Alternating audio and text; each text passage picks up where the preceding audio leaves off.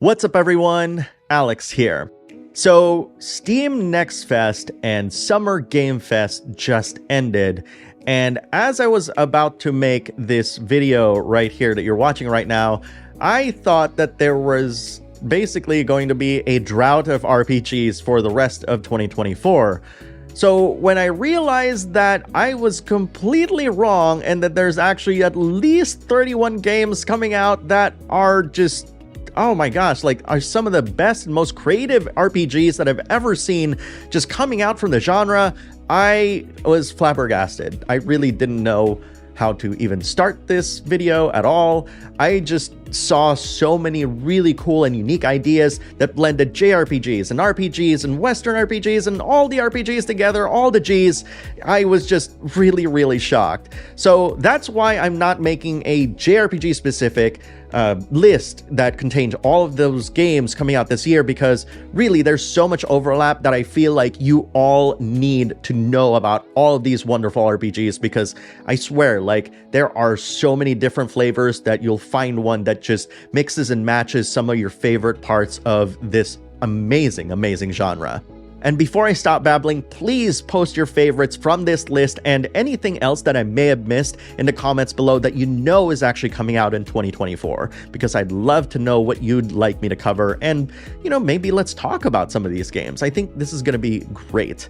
Anyways, let's just not dilly-dally and get right into the games. Kicking things off is one of my most anticipated JRPGs of 2024, in Trails Through Daybreak. I've been playing the demo for this game for several days now, and I now finally understand why so many fans have been hyped up for this. Featuring a blend of action and turn-based combat that must be played to be believed, this version of the Trails battle and progression system has the potential to become one of my favorites in the series' history. And best of all, it starts off after the conclusion of the Erebonia arc, meaning it's the perfect start for anyone interested in starting the series. I'm saving my full thoughts until the game comes out, but for now, know that I am extremely enjoying my time with the demo. Trails Through Daybreak is coming out on July 5th on PlayStation platforms, Switch, and PC.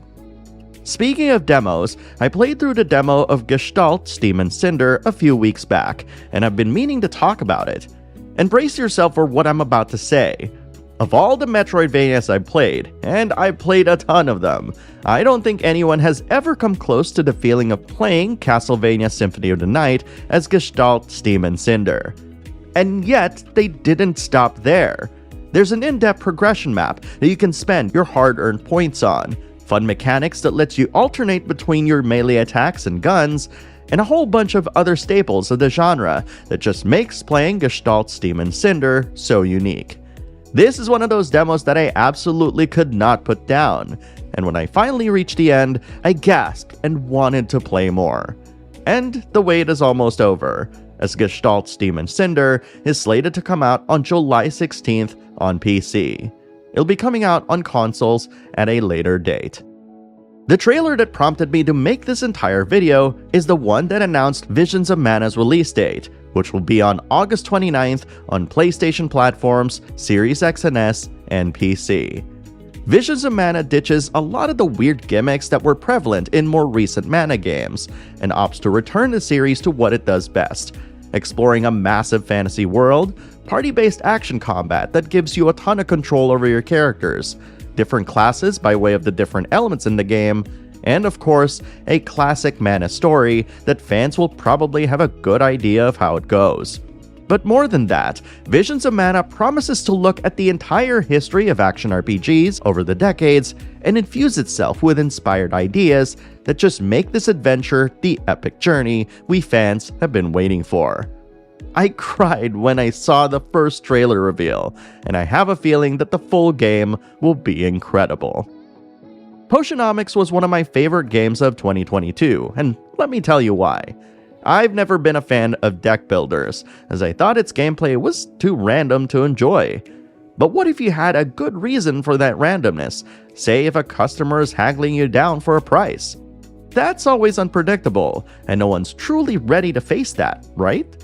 Well, that's just one aspect of Potionomics. a fantastic shopkeeper game that has you haggling with customers, maintaining the profitability of your potion store, and participating in challenging tournaments that'll test your haggling skills. And the Potionomics Masterwork Edition, releasing in fall 2024 for PS5, Switch, Series X and S, and PC, adds a new difficulty mode and endless mode, which was one of the most requested features of the original, and voice acting. The animations of Potionomics has to be seen to be believed, so adding voice acting to it just makes total sense. Believe me when I say that this is going to be one of the best games you'll play this year, and I, for one, can't wait to play it all over again. I've been a huge fan of Dragon Age since the days of Origins, so much so that I own Dragon Age Origins on every single platform it's come out in, as well as own the Collector's Edition strategy guide. And despite the reservations of my louder peers about the upcoming Dragon Age The Veilguard, I strongly believe that this is the best move BioWare has ever made. In fact, when you compare the game to every single Dragon Age released prior, it's easily the best looking, most cinematic game in the series. And that brief glimpse, what seems to be the beginning of the game, brims with tough choices, action combat that is basically a more real-time actiony version of the combat system in Star Wars Knights of the Old Republic, and you've got a combination of things here that has the strongest potential to become the game that returns BioWare to relevancy. I'm guessing the game will come out in October, judging by how it's being talked about, but we're being told that Dragon Age The Veilguard is coming out this fall on PS5, Series X and S, and PC. Seriously, I just can't wait to play this game. NIS America has done a fantastic job of bringing Falcom's games to the West in increasingly timely fashion as of late, so it was no surprise to me when they announced that Ys 10 Nordics is coming out this fall on PlayStation platforms, Switch, and PC. What's great about Ys 10 is that it returns the series to a gameplay style that's considered the most popular iteration to date. I'm of course talking about reintroducing the best elements, not you raids, of Ys 8 Lacrimosa of Dana, giving you not just one island to fully explore, but multiple. And you get to travel to each of them by ship. And yes, I'm well aware of Adol's luck with ships, but that's not all. Instead of having to control an entire party, you'll have two characters to control in the form of Adol and Karja, which you can switch between seamlessly during battle and exploration. And because it's boasting the brand new engine introduced in Trails Through Daybreak, Ys 10 may easily become one of the most graphically intense games in the series to date. This is gonna be so much fun. The marketing machine for Metaphor ReFantazio is slowly starting up, revealing more and more about the game as we come closer to its release. While Metaphor also combines real-time action combat with turn-based gameplay, it feels more purposeful when compared to Trails Through Daybreak, in that it explicitly has a use case for both. You use real-time action combat if the enemies you face are weak, allowing you to engage them by yourself. Or, if you encounter a meatier enemy, you'll have the option to call upon your squad and use turn-based combat to defeat them. But perhaps something that not enough people talk about is the fact that its grotesque creatures are all inspired by Hieronymus Bosch's paintings, who's credited by some as the progenitor of surrealist art. And in a tangent, also inspired the designs of one of my favorite animated series in The Owl House.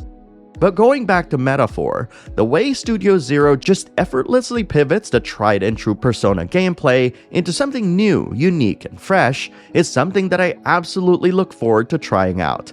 And it won't be long now, as Metaphor ReFantazio comes out on October 11th on PlayStation platforms, Series X and S, and PC.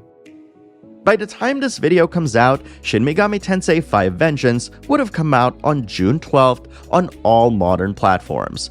The reason why this game is such a big deal is because it also features a completely new 80-hour story that is basically better than the one in the base game. You get party members, a more in-depth narrative, tons of new ways to traverse the environment, and so much more that it's not just a small addition to the original, it's practically its own thing. So if you thought SMT5 had fun gameplay but needed a punchier story, then Vengeance is certainly worth your time. I don't need to talk about Elden Ring Shadow of the Erdtree, don't I? If you're watching this past June 20th, you're probably playing it already on PlayStation platforms, Series X and S, and PC. Billed as both an expansion and the first and last DLC to many folks' Game of the Year of 2022, you and your fellow Tarnished will be traveling to the Land of Shadow, where a new enemy awaits.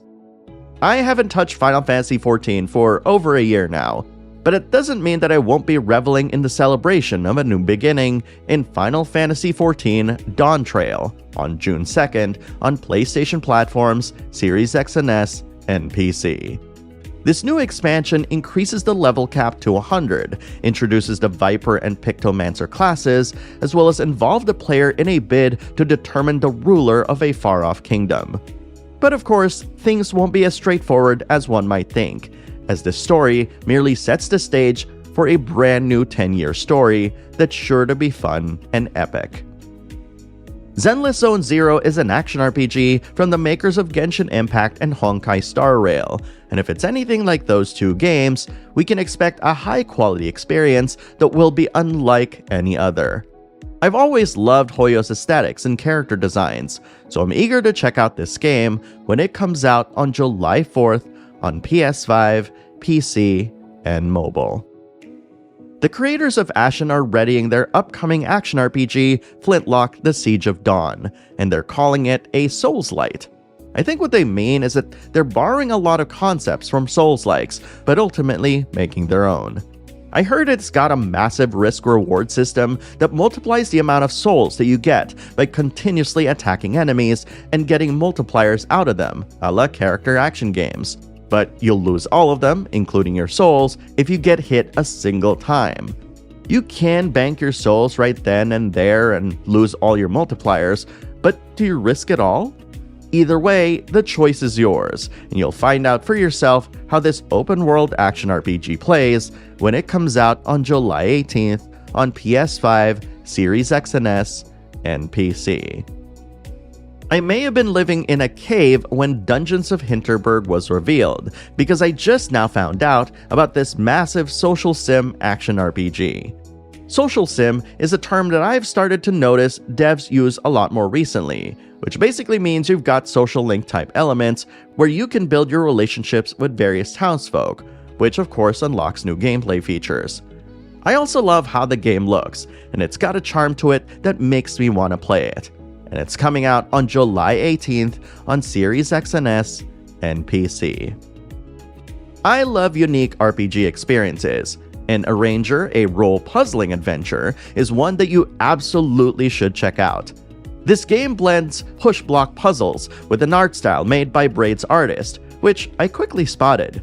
What sets Arranger apart from other RPGs out there, apart from its chosen gameplay style, is that it seems like a ton of different interactions are possible just by pushing those elements into others, which allows you to move forward in your progression.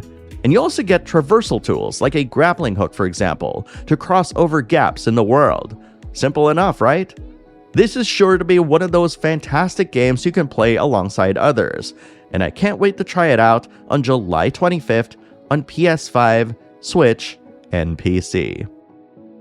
Cat Quest has been around for a long time, and this couch co-op action RPG is coming back on August 8th in the form of Cat Quest 3 on all modern platforms. If you've never played Cat Quest, know that you can start with 3 easily, and it's a game made to be easy to pick up and play. It's got a humorous and lighthearted story, meaningful character progression, and a magical, whimsical world featuring cats. And this time around, you'll get to sail through a new land called the Peribian. Leximan is surely one of the most unique turn-based RPGs you'll play this year, combining the joy of spellcasting and magicry with that of words, of all things. This game is being made by 3 passionate developers, and you'll be grabbing sections of words to create powerful spells that can either help you or hinder you. It's a surprisingly wholesome and sometimes lighthearted affair that celebrates both your successes and failures, allowing you to play the game however way you want. This kind of reminds me of Scribblenauts in the best way possible, and I'll be keeping an eye out for this game when it comes out on August 13th on PC.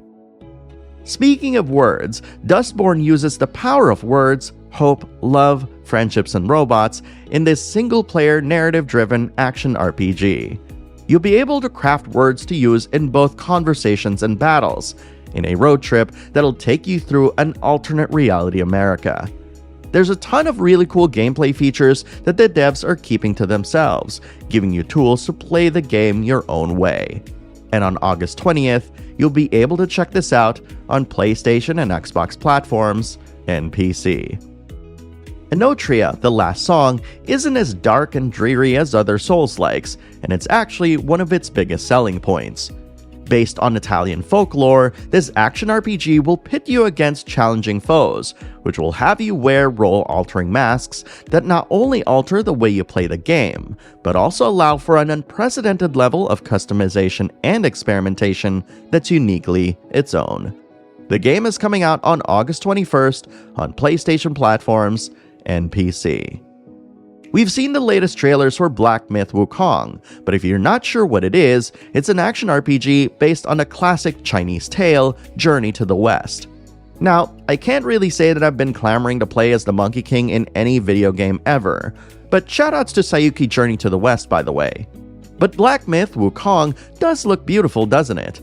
But if this game looks and sounds like your jam, you'll be playing it on August 20th on PS5, Series X and S, and PC.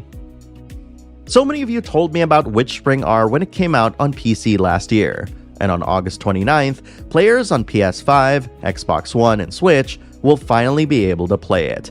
WitchSpring R is a story-driven RPG that has lots of crafting and gathering like the Atelier series, along with turn-based combat. I'll tell you now, I love how this game looks, right down to the UI, so I'm eager to play this game when I finally get a chance to do so. Inspired by Moroccan culture and its spiritual traditions, Mira, the Legend of the Jinns, is a Metroidvania action RPG that follows two characters, a treasure hunter named Yuba and an amnesiac Djinn named Mira.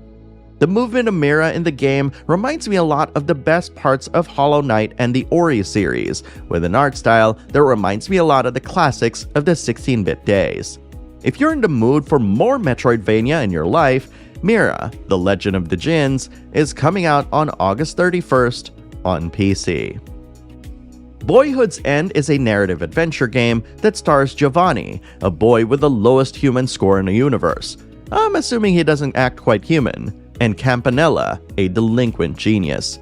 Together, they're taking a journey on a galactic railroad, discovering what it's like to be human. It's got a really cool looking art style, I gotta admit, and its promise of delivering puzzle solving, exploration, and beautifully animated conversations belies the fact that it's got some bullying involved. Either way, early access arrives on PC on September 6th, for those who are curious. I have talked about Demonschool for literal years now, and it's finally coming out on all modern platforms on September 13th. This game is a mix of tactical turn-based combat, Shin Megami Tensei, I'm talking about the early isometric personas here, and Italian horror cinema, which is, in my opinion, the perfect blend of styles for this game. And now that we've got a date, my excitement intensifies. Seriously, go check this gameplay out if you haven't yet. I swear, 2024 is becoming the year of action RPGs, and Reynatis is throwing its hat into the proverbial action RPG ring. So this might sound strange, but the scenario writer for Reynatis is none other than Kazushige Nojima, who recently worked on Final Fantasy VII Rebirth, as well as contributed to Kingdom Hearts and various Final Fantasies in the past. What I didn't know is that the director of Trinity Trigger is also working on this game, along with Yoko Shimomura, who's one of my favorite composers in games ever. And there's also this thing where characters from the World Ends With You franchise are appearing in this one. Anyway, this magical action RPG is set in modern Tokyo, and is coming out on September 27th on PlayStation platforms, Switch, and PC. I have a huge soft spot for Bloomtown, a Different Stories developers, because some of them were responsible for the Punch Club series, Graveyard Keeper, and a recently released Bandle Tale, a League of Legends story. So when I heard that they were partnering up with Different Sense Games to create this game, my interest got piqued. Bloomtown is a narrative JRPG with turn-based combat, monster taming, and social elements that's very, very ambitious, all set in a 1960s Americana. And yes, it's got major cozy vibes and sounds like a perfect way to spend an afternoon.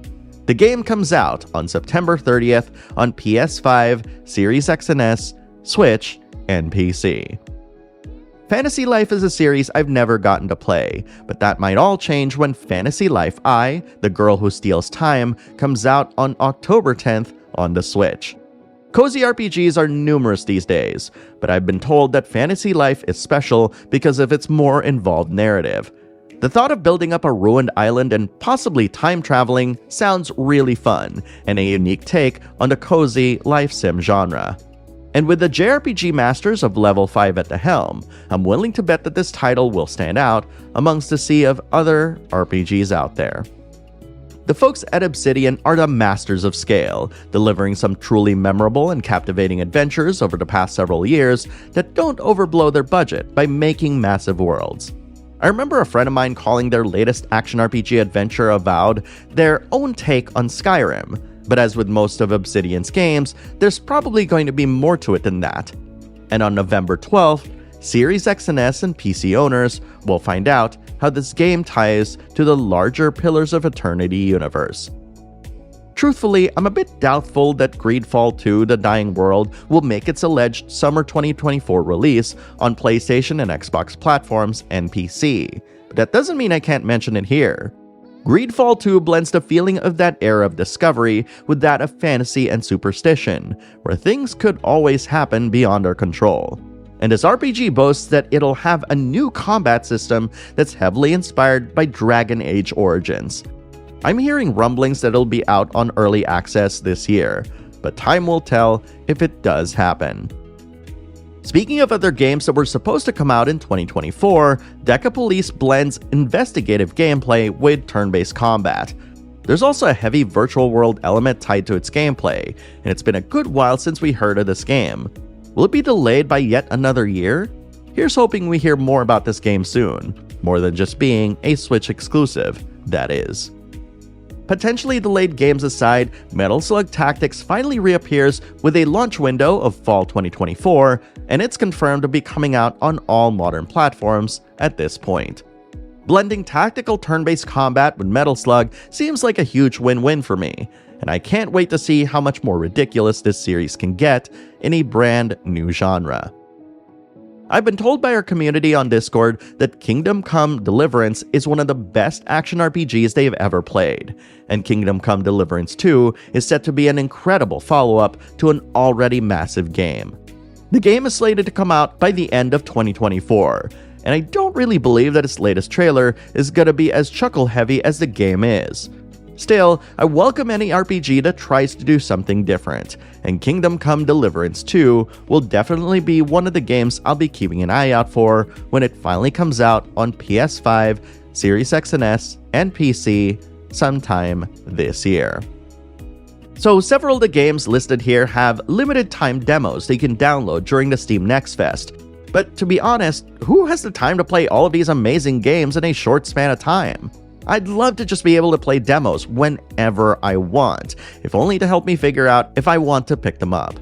I actually found 25 JRPG demos that you can play at any time, and I've enlisted the aid of several other JRPG content creators to help me talk about some of them.